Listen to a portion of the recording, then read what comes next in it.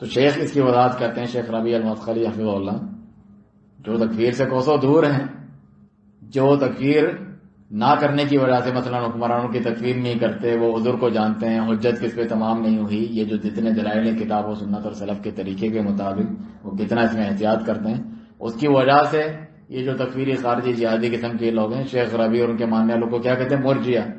مرجیہ الاثر، اس دور کے مرجیہ ہیں۔ مرجیہ کون ہوتے ہیں؟ جو کہتے ہیں کوئی کافر نہیں ہو سکتا، اس کا ایمان کم زیادہ نہیں ہوتا، جو چاہے کرتے پھرو، کفری اعمال بھی، حالانکہ یہ ایسا نہیں کہتے ہیں، مگر ان کو یہ مشہور کیا ہوا ہے۔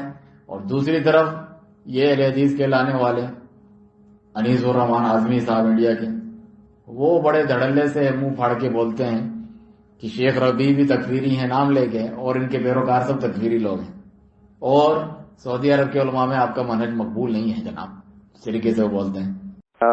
تو گروپ میں کچھ لوگوں نے اس پہ سوال اٹھایا آپ کے یہ کہنے پہ کہ دیکھو شیخ انیس بنا کسی دلیل کے ایسا بول رہے کہ شیخ ربیع تکفیری ہے، جب وہ ان لوگوں کا کہنا تھا، تو کیا بولا جائے اس پہ؟ وہ تکفیری ہے، کوئی شک نہیں، وہ بھی ہے، اور ان کے شاگرد لوگ بھی ایسے ہیں، چھوٹی چھوٹی بات کو کفر قرار دیتے ہیں۔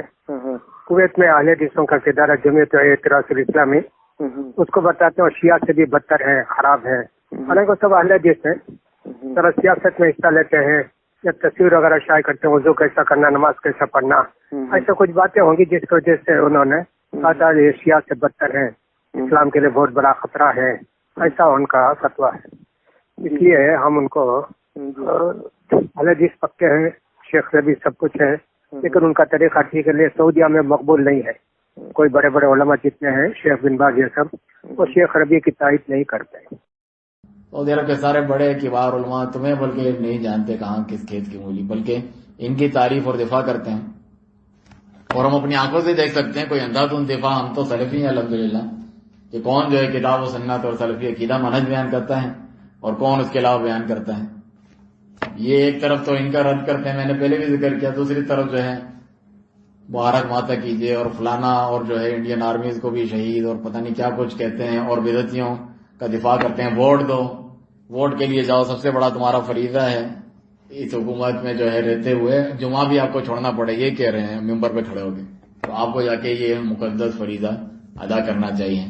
دین کو نہ دیکھو، ان کے الفاظ ہیں، عقیدے کو نہ دیکھو، دین کو نہ دیکھو، مطلب دیکھو جو ہے اس کو، پارٹی کو دیکھو، کس پارٹی سے ہمیں فائدہ ہونے والا ہے یہاں پر کے لیے تیار ہے۔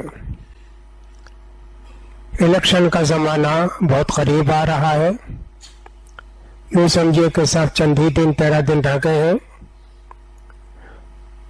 اس وقت سب سے اہم بات ملک والوں کے لیے اور خاص کر مسلمانوں کے لیے الیکشن ہی ہے۔ اس سے اہم نہ تجارت ہے، نہ کاروبار ہے، نہ دینی جلسے ہیں، فلاں کچھ بھی نہیں۔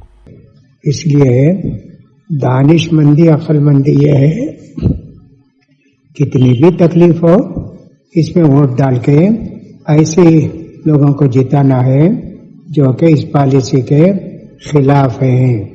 تو لہذا سارے لوگوں پر یہ شرعی دینی ذمہ داری عائد ہوتی ہے۔ کتنی ہی دیر کیوں میں کھڑا ہونا پڑے، 8 بجے آپ گئے، 11 بجے تک بھی کھڑنا پڑے، کھڑے ہو کر ووٹ ڈال کر ہی آنا ہے۔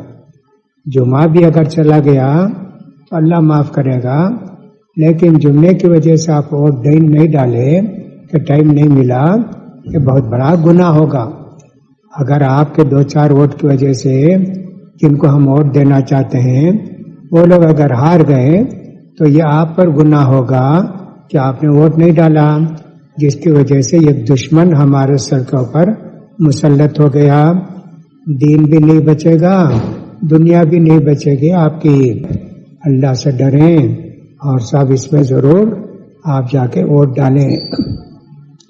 چلنے نہیں جاتا ہے تو آٹو کے ذریعے 2 آدمی کے سہارے کے ذریعے جا کے ووٹ ڈالیں۔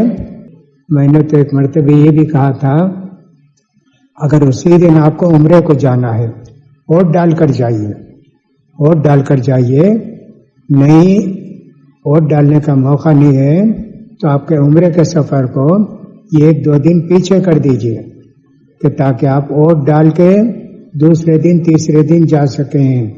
میں نے کہا کہیں کا بھی سفر ہو، یعنی دنیا کا سفر ہے یا دین کا سفر ہے، عمرے کو جانے والے ان کے لیے بھی ضروری ہے ووٹ ڈال کر ہی عمرے کو جائیں.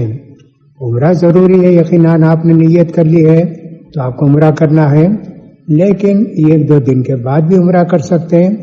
1-2 دن کے بعد ووٹ نہیں ڈال سکتے، اس لیے ووٹ کو جو ہے پریفر کیجئے، ترجیح دیجئے، ضرور ووٹ ڈالیے. تو بہت سارے لوگ یہ سمجھتے ہیں یہ کافروں کا نظام ہے، اس میں ووٹ ڈالنا گناہ ہے. یہ بہت بڑی غلطی ہے، ایسا نہیں ہے. ووٹ ڈالنے کا حق آپ کو حکومت نے دیا ہے، آپ کو چاہیے کہ اس حق کو استعمال کریں اور ووٹ ڈالیں. یہ اس وقت ہمارے حالات میں ووٹ ڈالنا ضروری ہے، بہتر نہیں ضروری ہے. دین کو نہیں دیکھیے، اسلام کو مت دیکھیے، آپ دیکھیے پارٹی کو دیکھیے، اس کی وجہ سے ہم کو کیا فائدہ ہوگا. حرکتیں اپنی ایسی ہیں اور نام جو ہے شیخ ربیع پر ہے حفظہ اللہ تعالی. تو شیخ ربیع کی وضاحت کرتے ہیں کیونکہ ایک نازک جملہ ہے کہ تکفیر کرتے ہیں یا بدعتی قرار دیتے ہیں کہ اللہ سبحانہ تعالیٰ جو ہے ان سے راضی ہو، سلف سے وہ تکفیر ان کی کرتے تھے جو اللہ تعالیٰ کی صفات کو، اللہ تبارک تعالیٰ کی صفات کو بالکل معطل قرار دیتے، انکار کرتے ہیں. اللہ تعالیٰ کے دیدار، رؤیت الہی قیامت کے دن مومن دیکھیں گے، اس کا انکار کرتے ہیں اور خلق قرآن کا عقیدہ رکھتے ہیں. کیونکہ ان صفات کا رد کرنا، اس کی تعطیل کرنا تعویل کے نام پر، یہ من جملہ تکذیب کرنا ہے، جھٹلانا ہے اللہ تعالیٰ کو، اس کے رسول صلی اللہ علیہ وسلم کو سیدھا سیدھا. خصوصاً اگر کوئی شخص اناد کا اظہار کرے، ہر دھرمی پر تلا ہو اس کے اوپر، جانتے ہوئے سب کچھ حجت تمام ہو گئی پھر بھی میں نہیں مانتا، جاؤ اس کے پاس نصوص آ گئے، دلائل آ گئے، پھر بھی اپنی ہٹ دھرمی پر اڑا ہوا ہے اور اس سے منہ موڑتا ہے، تو اس کے کفر کا وہ حکم لگاتے تھے. کون سا کفر؟ المخرج من الملہ، جو دین اسلام سے انہیں خارج کر دیتا ہے. جو سلف صالحین تھے وہ جہمیہ جو تھے ان کی تکفیر کرتے تھے کیونکہ وہ صفات باری تعالیٰ کو بالکل معطل قرار دیتے ہیں کہ وہ ہے ہی نہیں، اللہ کے نام و صفات اللہ کے کتاب و سنت بھرے پڑے، اور وہ ساتھ میں عقیدہ رکھتے ہیں خلق قرآن کا. لیکن جب یہ بات شیخ الاسلام امام ابن تیمیہ رحمہ اللہ کے سامنے ذکر ہوئی کہ امام احمد بن حنبل جو کہ امام اہل سنت ہیں، اللہ ان سے راضی ہوں، کہ وہ جہمیہ کو کافر قرار دیتے تھے اللہ وجہ العموم، عام طور پہ کہ جو جہمیہ ہوتے ہیں یعنی ان کے عقائد والوں کافر ہیں، لیکن کسی خاص شخص کی تعین نہیں کرتے تھے، یعنی فلاں بھی جو ہے کافر ہے اس کا تعین نہیں کرتے تھے سوائے وہ شخص جس پر حجت تمام ہو اور تمام شرائط جو تکفیر کی ہوتی ہیں پوری ہو جائیں، یعنی اس کی جہالت دور کی جائے، وہ کوئی جو ہے اقرار کی حالت نہ ہو وغیرہ وغیرہ. تمام جو رکاوٹیں ہیں تکفیر کے راہ میں جو آتی ہیں وہ دور ہو جائیں اور تمام شرطیں پوری ہو جائیں، تب جا کے کوئی کافر ہوتا ہے. علماء اس طریقے سے حجت تمام کرتے ہیں. تو جو امام احمد بن حنبل رحمہ اللہ سے یہ بات آئی ہے کہ وہ جہمیہ کو کافر قرار دیتے تھے، وہ عمومی طور پہ عام طور پہ جہمیہ عقائد رکھنے والا، سر ہم بھی کہتے ہیں کہ اگر جو بیسک عقائد ہیں مثلا بریلیہ کے کہ نبی صلی اللہ علیہ وسلم اللہ تعالیٰ کی طرح جو ہے حاجت رہا مشکل کشا عالم الغیب ہیں اور جو ہے ان کو جو ہے مدد کے لیے پکارنا چاہیے، سب شرکیہ کفریہ عقائد ہیں. اس طور پہ یہ شرکیہ قسم کے عقائد رکھنے والا مذہب اور فرقہ. لیکن فلاں شخص جو ہے فلاں محمد، فلاں عبداللہ، فلاں جو ہے ہارون فلانا، کیا وہ بھی کافر ہے؟ اس طریقے سے اس پہ حکم نہیں لگاتے جب تک یہ تمام چیزیں پوری نہ ہو جائیں. چنانچہ عام طور پہ وہ جہمیہ کو کافر قرار دیتے ہیں اور بعض نام لے کے بھی ان کے بڑوں کو جو ہے کافر قرار دیتے ہیں. باقیوں کے لیے وہ اللہ تعالیٰ سے مغفرت طلب کیا کرتے تھے. کن کے لیے وہ بات کرتے تھے کہ ان کے پاس عذر ہیں؟ ایسے لوگ جن کے پاس کوئی فکر نہیں ہے. ہمارے یہاں کیا لوگ آپ سمجھتے ہیں کہ جتنے مختلف فرقوں کی طرف منسوب ہوتے ہیں کوئی جانتے پہچانتے ہیں. ہمارے کتنے ایسے ساتھی ہیں آپ دیکھیں، اگر یہ عدل و انصاف سے بات کریں، جو لوگوں کو کافر بدعتی کرانے میں بڑے سخت ہوتے ہیں، جو ابھی مثلا اہل حدیث بنے ہوتے ہیں، اس سے پہلے کوئی دیوبندی یا فلاں ہوتا ہے، اس سے پوچھا جائے کہ جب تم تھے دیوبندی تب تمہارے یہ عقیدے تھے، یہ کفریہ شرکیہ جو ان کی کتابوں سے لا کے علماء کے بتاتے ہیں، تو وہ انصاف سے کہتے ہیں نہیں ہو سکتے، ہمارے یہ نہیں تھے، ہمیں پتہ ہی نہیں ہے. تو آپ کو پتہ نہیں تھا تو شیخ بھی یہی فرماتے ہیں امام ابن تیمیہ، جن کے پاس کوئی فقہ علم نہیں ہوتا وہ مقلد ہوتے ہیں، عقیدے میں بھی اندھی تقلید کرتے ہیں. یہ تقلید کے نقصانوں میں سے ہیں اندھا دھند پیروی کرنا. جیسا کہ بعض خلفاء جو تھے جو ان کے حکمران تھے، لوگ کہتے ہیں نا، آپ کہتے ہیں حکمران کی اطاعت کرو، امام احمد بن حنبل نے بھی کہا، وہ بھی جو وہ کفری عقیدہ خلق قرآن رکھتے پھیلاتے تھے. تو فرماتے ہیں بعض ایسے خلفاء ہوتے تھے جو اندھی تقلید میں ان کے جو ہے فریب میں آ گئے تھے، ان کے دعووں میں آ گئے تھے، جہمیہ کے، معتزلہ، ان جیسے لوگوں کے. ان کے پاس تکفیر والی شرائط پوری نہیں ہو رہی تھی کہ ان کو وہ کافر قرار دیں، بلکہ ان کے لیے وہ مغفرت کی دعا کرتے تھے کہ اللہ ان کو ہدایت دیں. تو جو یہاں تکفیر کا ذکر ہوا ہے بالکل علی الاطلاق یوں نہیں تھے کہ سب کافر ہیں، بلکہ وہ مقید تھی شرائط کے ساتھ. اس کے لیے آپ دیکھیں مجموعہ فتاوی امام ابن تیمیہ رحمہ اللہ کے 12ویں جلد میں آپ یہ بات دیکھ سکتے ہیں. اسی طرح یعنی یہ بات جو ہے مسئلہ چل رہا ہے، اس کو جو ہے پورا کر کے انشاءاللہ اپنی بات ختم کرتے ہیں، کیونکہ درس کو ہم طویل نہیں کرنا چاہتے ہیں. کہ امام بغوی رحمہ اللہ نے شرح السنہ میں جو ان کی کتاب ہے اس میں بھی اس جیسی بات انہوں نے کی ہے. لیکن یہاں پر واللہ عالم شیخ فرماتے ہیں، شیخ ربی، کہ بعض ائمہ کی جانب یہ بات منسوب ہے، احمد، امام شافعی اور ان جیسوں کی طرف، کہ جب وہ تکفیر کرتے بھی تھے کسی کی مثلا فلاں کافر ہے، تو ان سے مراد ہوتی تھی کفر دون کفر، یعنی بڑے کفر سے چھوٹا کفر جو ہوتا ہے، جو انسان کو اسلام سے خارج نہیں کرتا. جب وہ بدعتیوں کو کافر کا لفظ اگر آ بھی جاتا، اس سے مراد ہوتی بڑے کفر سے چھوٹا والا کفر جو دین اسلام سے خارج نہیں کرتا. اسی طرح امام بغوی فرماتے ہیں یا اس جیسا کلام. لیکن جو ان کے اپنے دور میں تھے، جیسے کہ شیخ الاسلام امام ابن تیمیہ رحمہ اللہ کے دور میں کون تھے؟ اشاعرہ، ہمارے یہاں جو ہوتے ہیں اشاعرہ ماتریدیہ. تو وہ آپ ان کی تکفیر نہیں کرتے تھے سوائے اس پہ جس پہ حجت تمام ہو اور کفری عقیدے میں وہ اڑا ہوا ہو. تو آگے کیا فرماتے ہیں امام ابن تیمیہ کہ جہل کا غلبہ ہے، زیادہ تر لوگ جاہل ہیں دین اسلام سے، اور علم بھی قلیل ہے ان کے پاس. کس چیز کا علم قلیل ہے؟ جو قلیل ہے آثار اور رسالہ، یعنی رسالت کے جو آثار ہیں، احادیث ہیں، آیات ہیں، ان کا علم بھی کم ہے بہت سارے بعد والے لوگوں کے پاس. پہلے والوں کے پاس تو زیادہ تھا. تو پھر ان کی تکفیر اس طرح نہیں کی جا سکتی جب تک ان کے سامنے پوری وضاحت نہ ہو جائے جو کچھ رسول اللہ صلی اللہ علیہ وسلم لے کر آئے ہیں اور تم اس کی مخالفت کر رہے ہیں. یہ آپ نے الاستغاثہ جو کتاب ہے، یعنی اللہ کے سوا غیر کو پکارنے کے جواز وسیلے کے نام پہ جو کرتے ہیں بدعتی لوگ، البکری ان کا مشہور تھا، اس کے رد پہ کتاب میں آپ نے یہ بات کی کہ اس طرح میں تکفیر نہیں کرتا ان لوگوں کی بھی.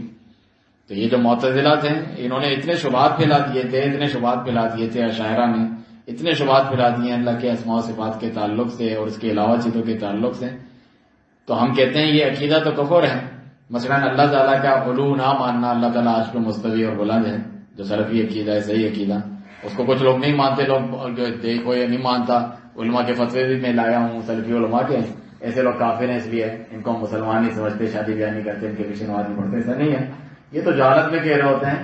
پاکستان جاؤ کسی کو پوچھو اللہ کہاں ہے، ہر جگہ ہے، پوچھو کہ اچھا نعوذ باللہ بری جگہوں پر بھی اللہ، نہیں میرا یہ مطلب نہیں تھا، ہاں وہ تو اوپر ہے، پاک ہے، لیکن میں یہ یعنی ان کو پتہ ہی نہیں ہے عقیدے میں کوئی رسوخ ہی نہیں ہے. تو اس طریقے سے نہیں ہے. اسی طرح اللہ کی رویت کا انکار کرنا کفر ہے. قرآن کو اللہ کے مخلوق کہنا کفر ہے، کیونکہ قرآن جو ہے اللہ کا کلام ہے جو کہ کتاب و سنت سے ثابت ہے، اور قرآن جو ہے اس کا علم کس کی طرف لوٹتا ہے؟ اللہ سبحانہ تعالیٰ کی طرف. اور اللہ تعالیٰ کا علم کیا ہے؟ وہ مخلوق نہیں ہے، وہ تو اس کی صفت ہے. اسی لیے وہ اس علم کے ذریعے سے ان پر حجت تمام کرتے ہیں، اور پھر بھی وہ ڈٹے ہوئے ہوتے ہیں. ان سے جو ہے بتاتے کہ جو ہے مخاصمت کرتا ہے اس بارے میں، ان سے لڑتا ہے، اس کا انکار کرتا ہے، تب وہ جا کے کفر بنتا ہے. کہ وہ اگر اس کا اقرار کریں گے پھر بھی آپ سے بحث کریں گے، تعویل کریں گے، تو وہ کافر نہیں ہوں گے. بالکل سیدھا کھلا انکار کریں گے تب جا کے کافر ہوتے ہیں. کیونکہ شبہات بہت زیادہ پھیل گئے تھے، تو وہ کسی معین شخص کی تکفیر نہیں کرتے تھے جب تک اس پہ حجت تمام نہ ہو جائے. کیونکہ ہم یہ کہتے ہیں کہ ان عملہم کفر، کہ بلا شبہ ان کا یہ جو عمل ہے وہ تو کفر ہے. یہ مثلا غیر اللہ کو دعا کرنا، غیر اللہ سے نبیوں ولیوں کو جو پکارتے ہیں ہم کہتے ہیں شرک ہے. غیر اللہ کے لیے ذبح کرنا، نظر نیاز وغیرہ، یہ شرک ہے. اس کا عمل شرک ہے، شرک اکبر ہے. لیکن اس کے کرنے والے کی فوراً ہم تکفیر نہیں کرتے حتی تقام علیہ الحجہ، جب تک اس پر حجت تمام نہیں ہو جاتی. تو شیخ فرماتے ہیں، شیخ ربیع المدخلی، کہ میں نے کبار ائمہ دعوت نجد میں، لوگ کہتے ہیں نا شیخ محمد عبد الوہاب ان کے ماننے والے یہ سب تکفیری تھے، سب جو ہے سب قبر پرست ہیں، سب کافر مشرک، اس طرح وہ پھیلاتے تھے. ایسا نہیں ہے. میں نے ائمہ دعوت جو ہیں سعودی میں کبار علماء نجد کے،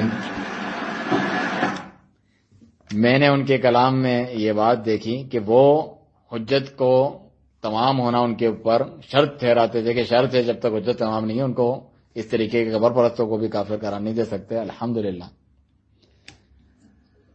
اور میں نے ان سے بہت سارے نصوص جو ہیں ان کی عبارتیں نقل کی ہیں اپنی کتاب دحر و افتراءات اہل الزیغ والارتیاب عن دعوت ابن عبد الوہاب کہ شیخ محمد بن عبد الوہاب کے دعوت کے تعلق سے پھیلائے گئے شبہات کا رد کرنا. یہ آپ نے رد کیا تھا ایک حسن فرحان المالکی نام کا ہے، جو ایسے ہی اس طرح ہمارے یہاں انجینئر علی مرزا ٹائپ ہے، لوگ سمجھتے ہیں کوئی نئی چیز ہے، یہ ساحل عظیم ٹائپ والے جو چیزیں لے کر آتے ہیں.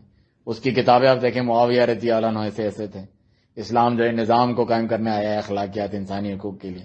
یہ عقیدہ توحید شرک وغیرہ اور اس طور پہ لوگوں کو واسطے وسیلے اور قبر پرستی کے تعلق سے مشرک کافر وغیرہ قرار دینا صحیح نہیں ہے، بلکہ شیخ محمد بن عبد الوہاب وغیرہ اور ان کے ساتھیوں نے یہ سختی کر کے تکفیری منہج پھیلایا ہے، سید قطب کو بدنام کیا. حالانکہ سید قطب وہ تکفیری قسم کے مناہج وغیرہ رکھنے والا تھا.